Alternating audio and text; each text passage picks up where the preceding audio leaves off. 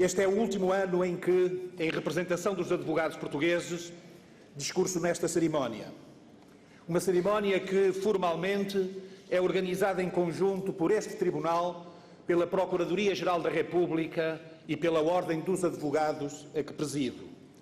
Este é, pois, um local comum às três profissões forenses.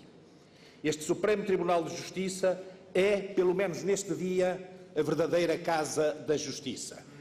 Por isso, ele é o local próprio para os balanços que cada orador entenda fazer. É o local adequado para, em nome daqueles que representamos, analisar os principais problemas da Justiça e do país. Aqui estão formalmente convidados em conjunto pelo Sr. Presidente do Supremo Tribunal de Justiça, pela Sra. Procuradora-Geral da República e por mim próprio, as mais altas figuras do Estado, com destaque para Vossa Excelência, Sr. Presidente da República, Sr. Vice-Presidente da Assembleia da República, em representação da Sra. Presidente, bem como membros do Governo, representantes dos grupos parlamentares e das Forças Armadas, dos demais tribunais, da Igreja Católica, entre outras entidades. Defendi em tempos que os organizadores desta cerimónia deveriam, no final do ano parlamentar, ir à Assembleia da República informar os representantes democráticos do povo português sobre como foi, em geral, administrada a Justiça nesse ano. Defendi e continuo a defender essa iniciativa, pois entendo que quanto mais transparentemente se relacionarem entre si os titulares dos poderes do Estado democrático, menos o farão às ocultas. Quanto mais transparente for a interdependência entre esses poderes, mais nítida será a separação entre eles, maior será a independência de cada um deles e, consequentemente, melhor se cumprirá o espírito e a letra do artigo 2º da Constituição da República Portuguesa. Juízes, procuradores e advogados, todos pertencemos à mesma família e todos trabalhamos na mesma casa em prol do mesmo objetivo, que é a justiça. Por isso, estamos condenados a entendermos-nos, quer queiramos, quer não, em benefício ou por imposição dos direitos e dos interesses legítimos dos cidadãos e do próprio Estado de Direito. Sendo este alto tribunal, pelo menos hoje, a Casa da Justiça, ele é o local próprio para, em nome da Ordem dos Advogados a que presido e em representação dos advogados portugueses, aqui a exprimir as nossas preocupações sobre o Estado de Direito, sobre a democracia, sobre a administração da Justiça. Este é, pois, o local próprio para denunciar o populismo do Governo em matéria de justiça, para denunciar a utilização por parte do Executivo dos órgãos de informação para fanatizar as consciências dos cidadãos, para denunciar o sistemático recurso à propaganda em vez de informação rigorosa sobre os assuntos de interesse coletivo, para denunciar a alteração das leis essenciais ao funcionamento da Justiça com a finalidade de conquistar popularidade fácil. Este Tribunal é hoje o local adequado para denunciar a insensibilidade deste Governo em relação aos problemas dos portugueses. A insensibilidade de pessoas que chegaram ao poder prometendo nunca fazer aquilo que hoje fazem com calculismo e frieza.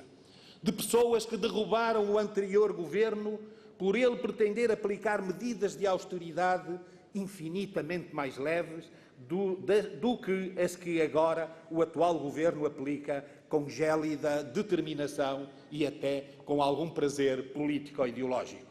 Em suma, de pessoas que tudo fizeram, incluindo a criação artificial de uma crise política para obrigar Portugal a pedir um resgate internacional e suscitar a intervenção estrangeira, pois sempre souberam que só com essa intervenção poderiam realizar a sua oculta agenda ideológica que passa pela aniquilação dos direitos de quem vive só do seu trabalho, que passa pela destruição do Estado Social, que passa por um ajuste de contas com os valores e conquistas mais emblemáticos da Revolução Democrática do 25 de Abril e pela instauração de um modelo de organização económica que verdadeiramente apenas triunfou nos primórdios do século XIX ou então em algumas das piores ditaduras do século XX.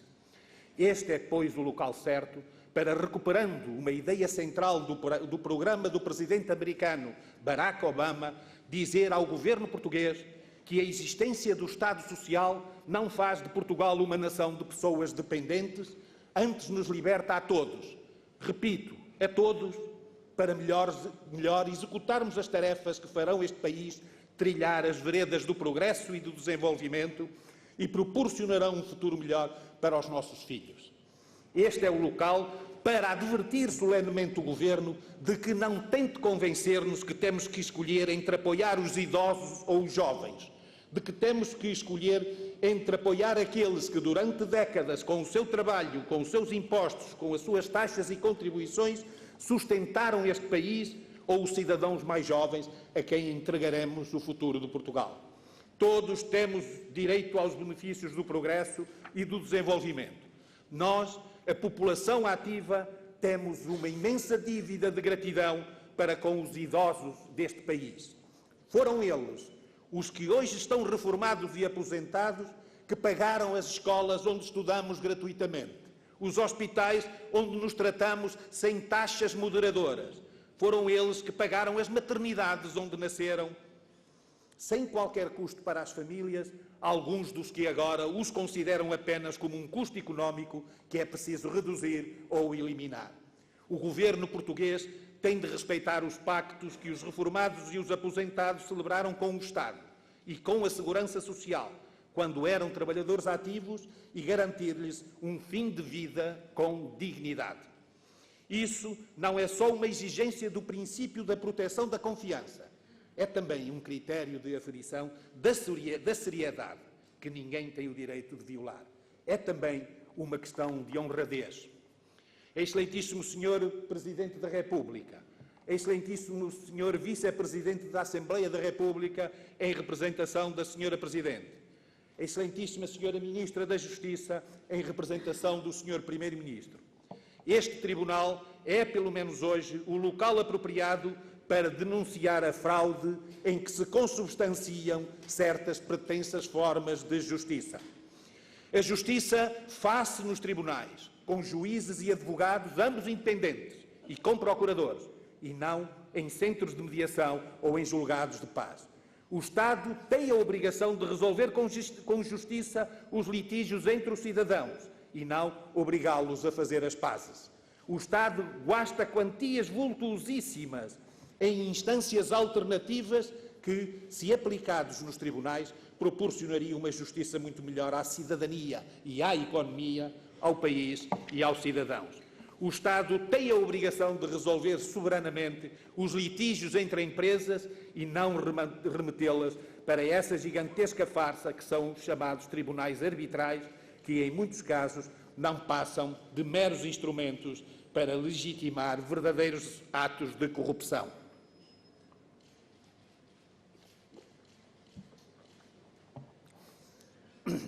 Façamos a este propósito um breve desenho para os mais distraídos.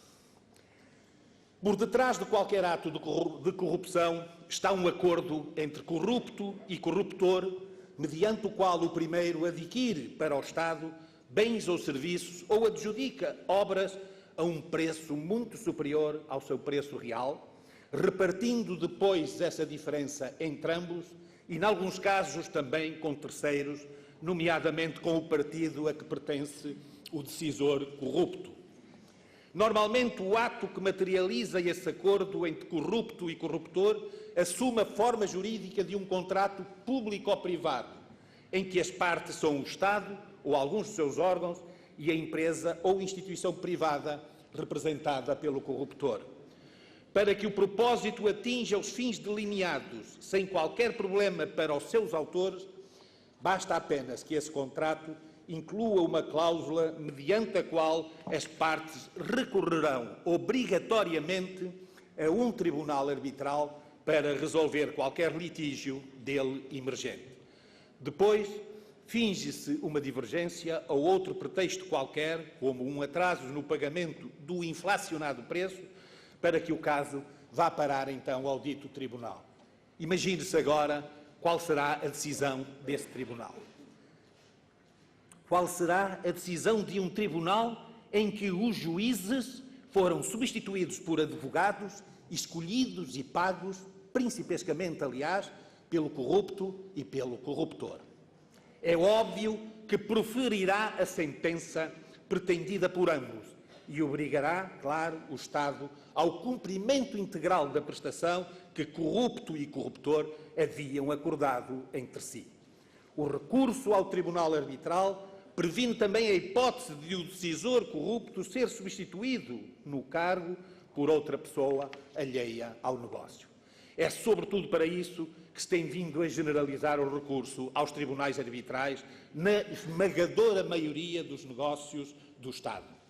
Agora, praticamente todos os contratos público-privados contêm uma cláusula mediante a qual se estabelece que o tribunal competente para dirimir qualquer litígio deles emergente será um tribunal arbitral, pois não podem correr o risco de o caso poder ir parar a um tribunal independente e ser apreciado por um juiz independente.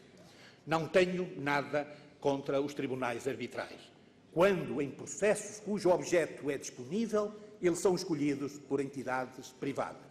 Até reconheço que eles podem ter alguma utilidade entre entidades privadas com idêntica capacidade económica, mas temos de reconhecer que eles favorecem sempre quem tem mais dinheiro. Quem tem mais dinheiro para pagar os honorários, reparem bem, os honorários dos juízes. Não aceito é que o Estado fuja dos seus próprios tribunais e procure as arbitragens onde sintomaticamente é sempre condenado. É um tipo de justiça às escondidas, quase clandestina, usada para legitimar verdadeiros assaltos ao património público, obviamente com a conivência de quem tinha por missão defender esse património. Por isso, é escandaloso que o Estado recorra a esses pseudo-tribunais. Tal só se compreende como uma forma encapotada de prejudicar o próprio Estado. Mas chegou-se a uma situação em que até os impostos estão a ser discutidos nas arbitragens, o que, diga-se em abono da verdade, se deve a uma lei do anterior governo, mas que o atual acarinha com especial ternura. Ou seja, aquilo que não está na disponibilidade do Estado, a cobrança dos impostos, passou a poder ser discutido e decidido num tribunal privado em que os juízes são nomeados e pagos pelas partes, incluindo o próprio contribuinte devedor. Obviamente, não foi para a proteção dos pequenos e médios contribuintes, algumas vezes vítimas de verdadeiros assaltos do fisco, que se instituiu esta medida, mas sim para a legitimação da evasão fiscal dos grandes contribuintes, pois só estes têm dívidas fiscais em montantes que justificam o recurso a esse tipo de justiça. E, muito provavelmente, a fórmula decisória não andará muito longe deste paradigma. Deves 1000, pagas 200 ou 300 e o resto será dividido por nós todos, incluindo, obviamente, os juízes. Tudo bem resguardado, como convém, do escrutínio público e com base num emaranhado de leis fiscais que parecem feitas para impedir a cobrança efetiva de impostos. O escândalo chegou a tal ponto que este Governo até já tornou os tribunais arbitrais obrigatórios para certo tipo de litígios, ou seja, até já proibiu as empresas privadas de recorrerem aos órgãos de soberania, que são os tribunais públicos. É o que se passa com os litígios entre as empresas titulares das patentes de medicamentos e as que procedem ao fabrico de genéricos. E tudo isso acontece num país onde é público e notório que certos membros do Governo têm interesses profissionais diretos no grande negócio das arbitragens em Portugal. E tudo isso com um Governo cuja propaganda tenta fazer crer que tem uma vontade firme de combater a corrupção, mas curiosamente só o faz através de leis grosseiramente inconstitucionais.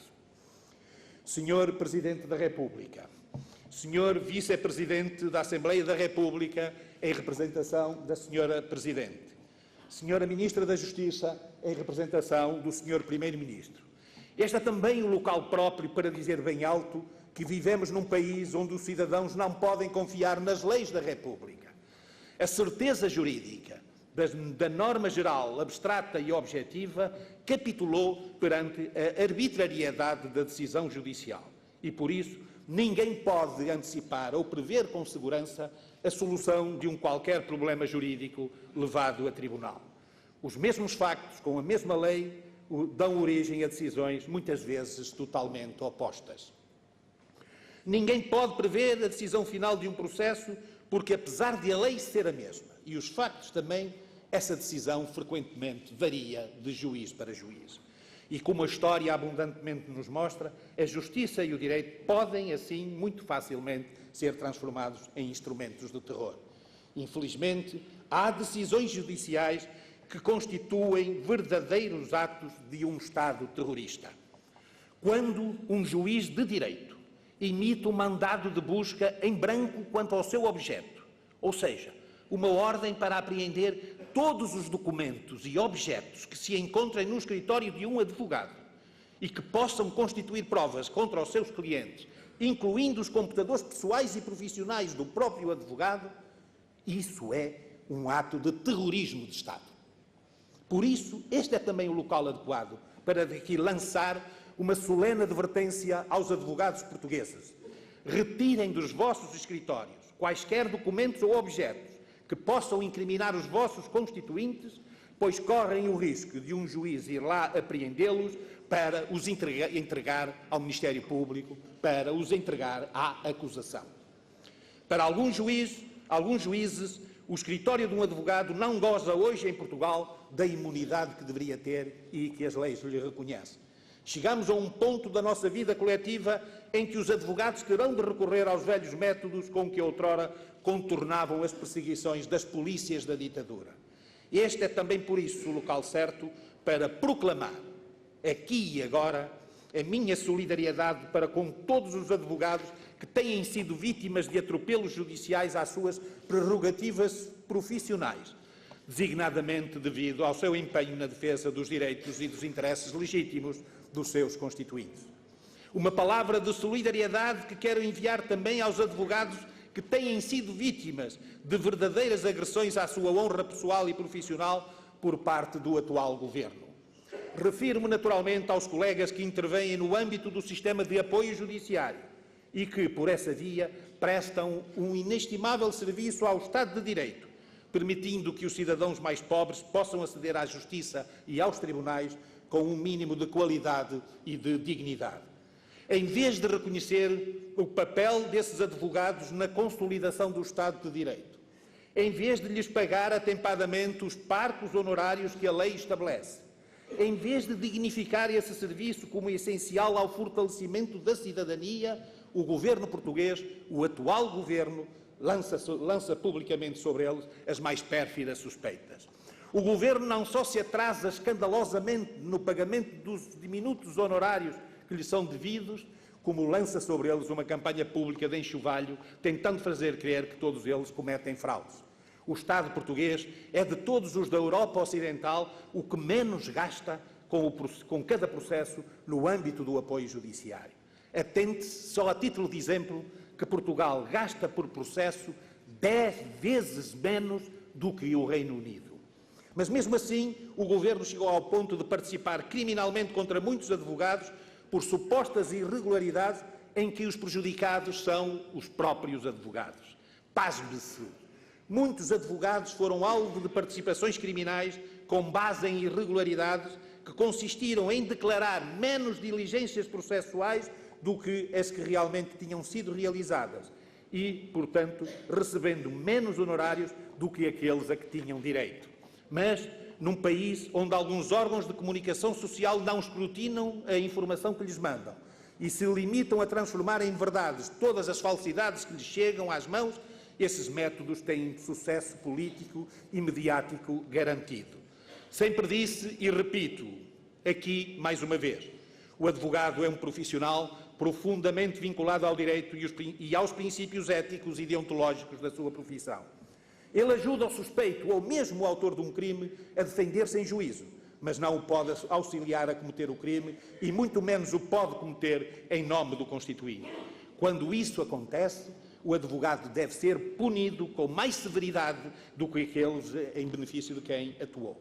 E a Ordem dos Advogados está empenhada, profundamente empenhada nessa punição, porque só assim conseguirá o reforço do prestígio e da dignidade social da advocacia. Senhor Presidente da República, Senhor Vice-Presidente da Assembleia da República em representação da Senhora Presidente, Senhora Ministra da Justiça em representação do Senhor Primeiro-Ministro. Há 2000 anos, na Palestina, um homem inocente foi condenado à morte por uma multidão de pessoas fanatizadas. Antes foi preso, interrogado, torturado, humilhado e julgado diante da turba de justiceiros que ululava pela sua condenação.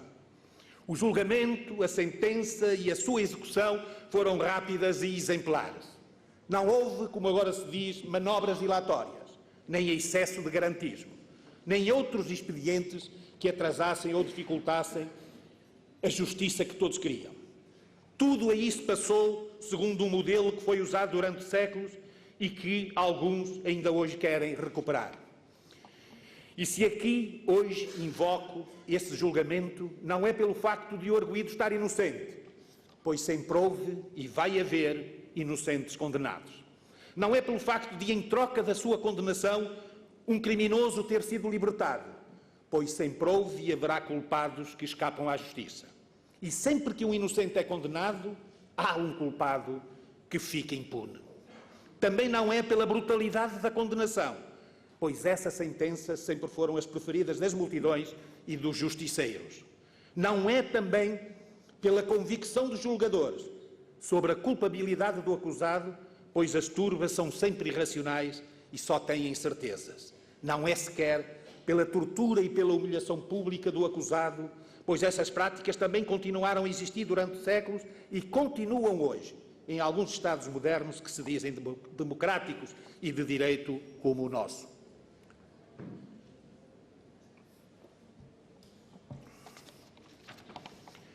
O que ainda hoje me arrepia naquele julgamento é o facto de não ter havido ninguém que erguesse a sua voz em defesa do acusado. De não ter havido ninguém que invocasse uma atenuante, pequena que fosse, para amenizar um pouco a brutalidade da sentença que se anunciava. O arguido foi preso, interrogado, julgado e condenado em processo sumário sem qualquer defesa. Ali estava ele, sozinho, perante uma multidão de acusadores embriagados com as suas próprias certezas e ululando pela rápida execução de uma sentença que eles próprios haviam preferido, enquanto o juiz, que até chegou a ter dúvidas sobre a sua culpa, acabou lavando cobardemente as mãos para não prejudicar a sua imagem pública. Ninguém foi capaz de um só gesto em defesa daquele homem. Até aos seus amigos mais próximos faltou a coragem para uma simples palavra de conforto ou de solidariedade.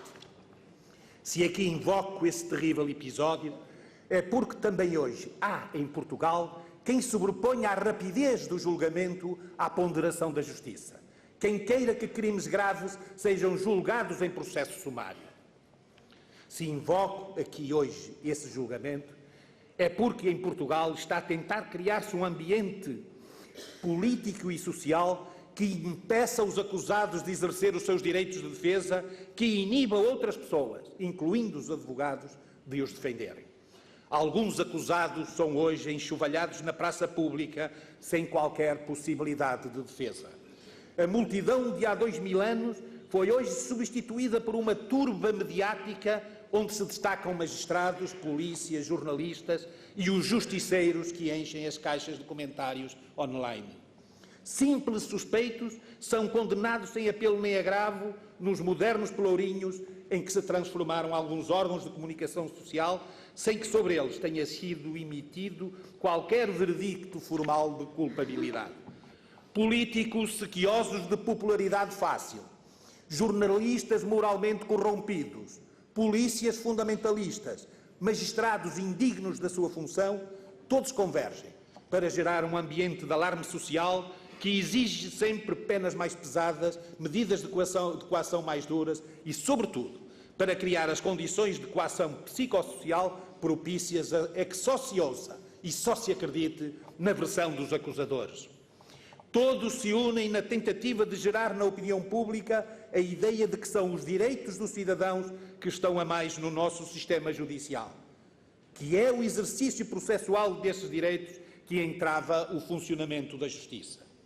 O uso dos mais elementares direitos de defesa é apontado por eles como a causa dos principais males da justiça portuguesa. Os advogados, aqueles que têm a missão constitucional de defender em juízo os direitos das pessoas, são desqualificados no discurso oficial deste Governo e desvalorizados no nosso Tribunal. Eles são, por vezes, anatematizados e até silenciados nas salas de audiência dos tribunais por pequenos ditadores travestidos de magistrados. Se o recurso de um cidadão contra uma decisão judicial que o prejudica tem de ser feito em alguns dias, pois senão perde-se inapelavelmente o direito de recorrer dessa decisão, e se a apreciação desse recurso demora muitos meses ou anos, o que faz o Governo e a Assembleia da República às suas ordens para corrigir esse atraso? Acaba com o direito de recurso ou restringe-o gravemente, em vez de criar as condições para que os magistrados decidam mais depressa. Esta é a metodologia que este Governo e a maioria parlamentar que o apoia estão a seguir em matéria de justiça. Quem é fraco com os fortes acaba sempre sendo forte com os fracos. O atual Governo está hoje a tentar introduzir na investigação criminal os mesmos métodos que tão bons resultados deram na caça às bruxas, na Idade Média ou na perseguição dos opositores por parte dos regimes totalitários. Em breve, a confissão será a prova rainha do processo penal e tudo valerá para a obter.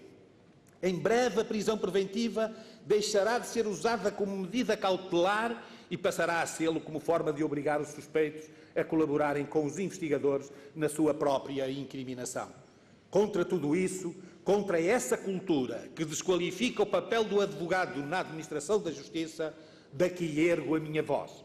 Daqui denuncio também o populismo primário subjacente ao discurso das manobras dilatórias, do excesso de garantismo com que este Governo e os seus seguidores na comunicação social e nos tribunais têm vindo a intoxicar a opinião pública. Não há excessos de garantias nas nossas leis. O que há são demasiadas violações dos direitos dos cidadãos, dos direitos humanos, em alguns interrogatórios policiais sem a presença de advogado, em algumas prisões e até em algumas salas de audiência. O que há em abundância no nosso sistema de justiça é o fundamentalismo justiceiro de muitos magistrados e polícias, de alguns políticos e de demasiados jornalistas. O que há em excesso é a humilhação pública dos arguidos, condenados ou não. O que há em excesso no nosso sistema de justiça é desrespeito pelo princípio do contraditório e pelo princípio da imediação. É desrespeito pelos cidadãos e pelos seus mandatários. O que há em excesso no nosso sistema de justiça são alterações legislativas e cada vez mais leis com cada vez menos qualidade. Senhor Presidente da República, Senhor Vice-Presidente da Assembleia da República em representação da Senhora Presidente, Senhora Ministra da Justiça em representação do Senhor Primeiro-Ministro, é hora de terminar. Antes de ler as últimas palavras, quero daqui prestar público tributo dos advogados portugueses, da Ordem dos Advogados e de mim próprio, ao Sr. Presidente da República. Nunca votei em Vossa Excelência, mas sempre o respeitei nos cargos que desempenhou. E tenho de Vossa Excelência o testemunho autêntico do grande respeito que tem pelos advogados portugueses. Por isso, aqui o faço, em nome dos advogados e da Ordem, testemunhar a Vossa Excelência o nosso respeito e a gratidão pela sua postura institucional. Fez ontem precisamente 6 anos que aqui discursei pela primeira vez como bastonário da Ordem dos Advogados. Faço-o hoje pela última vez nessa veste e, devo dizê-lo, em qualquer outra veste, pois dificilmente aqui voltarei, o que aliás vai agradar a muitos, incluindo a mim próprio. Sinto aproximar-se o fim de uma longa caminhada. Às vezes tenho uma estranha sensação de plenitude e outras um sentimento de vazio. Sinto que aqui disse tudo o que havia para dizer. Sinto que aqui disse tudo o que devia ser dito. Um advogado não existe para agradar, mas sim para incomodar. Um advogado existe para fazer tudo aquilo que faltou naquele julgamento de há 2000 anos e não permitir que os julgamentos sejam tão rápidos. Existem para estar ao lado dos seus constituintes, sejam eles vítimas, acusados ou condenados. Existem para enfrentar todos os justiceiros. Existem para que a justiça seja feita com ponderação, com objetividade, com imparcialidade e até com humildade. Um advogado existe para defender os direitos e interesses legítimos dos cidadãos, para ser útil aos cidadãos. E será tanto mais eficaz na sua missão quanto mais capaz for de incomodar os poderes e os poderosos. Será tanto mais incómodo aos poderes e aos poderosos quanto mais capaz for de defender e ser útil aos cidadãos, quanto mais útil for à cidadania. Quando pensei na melhor forma de terminar hoje esta longa série de discursos, quase sempre fui parar ao regaço protetor de um poeta, à companhia reconfortante da poesia. Umas vezes fui seduzido pelo arrebatamento demolidor de Jorge de Sena. Estão podres as palavras de passarem por sórdidas mentiras de canalhas que as usam ao revés, como ao caráter deles. E podres de sonâmbulos os povos ante a maldade à solta de que vivem a paz cotidiana da injustiça. Em outras, inclinei-me para a suavidade lírica de Camões. Oh, como se me alonga de ano em ano a peregrinação cansada minha, como se encurta e como ao fim caminha este meu breve e vão discurso humano. Lembrei-me até de repetir o grito flamejante do cantor brasileiro Cazuza. Meus heróis morreram de overdose, meus inimigos estão no poder. Mas acabei por escolher a exaltação clarificadora de um poema desse vulcão de emoções e arrebatamentos que foi José Carlos Ari dos Santos, a que apenas alterei uma palavra. Por isso, porque este tribunal é hoje e agora o sítio certo para se dizerem estas coisas, digo-vos que serei tudo o que disserem por inveja ou negação. Cabeçudo, dromedário, fogueira de exibição. Teorema, corolário, poema de mão em mão. Lanzudo, publicitário, malabarista, cabrão, serei tudo o que disserem. Advogado, castrado, não. Muito obrigado.